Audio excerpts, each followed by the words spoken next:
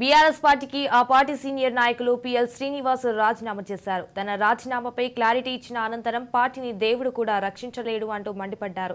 Party కోసం అహర్నిశలు శ్రమించిన నాయకుల పట్ల అధిష్టానం తీరు తీవ్ర అభ్యంతరకరమన్న శ్రీనివాస్, అసెంబ్లీ ఎన్నికలలో ఆ పార్టీని ప్రజలు తిరస్కరించిన పార్టీ నాయకులలో మాత్రం ఆత్మ పరిశీలన లేదని విమర్శించారు. కాబట్టి నన్ను యూటిలైజ్ చేసుకోలేదు కాబట్టి నా వాల్యూయే లేకుండా పోయింది కాబట్టి టీఆర్ఎస్లో బీఆర్ఎస్లో కాబట్టి నేను దానికి రిజైన్ చేస్తున్నాను. తప్పకుండా మంచి పార్టీలో తొందరలోనే మా స్నేహితులతోని మా పార్టీ క్యాడర్లతోని మా వాళ్ళతో అందరితో మాట్లాడి ఒక నిర్ణయం తీసుకుంటాను. అప్పుడు మళ్ళీ మీ ముందు వస్తాను.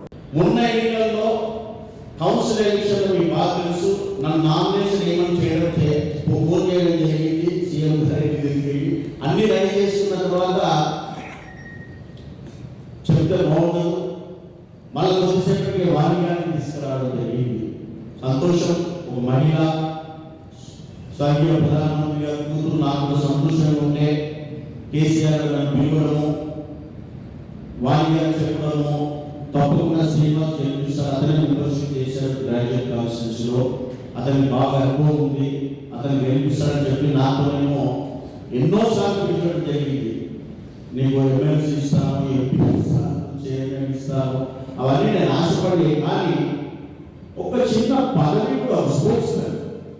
నేను టీవీలలో వెళ్తాను, నేను బుక్స్ రాస్తాను, నాకున్న అనుభవం నేను యూజ్ చేసుకొని యూటిలైజ్ చేసుకొని అంటే కూడా టీఆర్ఎస్ పార్టీ ఈ రోజు వరకు కూడా యూటిలైజ్ చేసుకోలేదు. బీఆర్ఎస్ పార్టీకి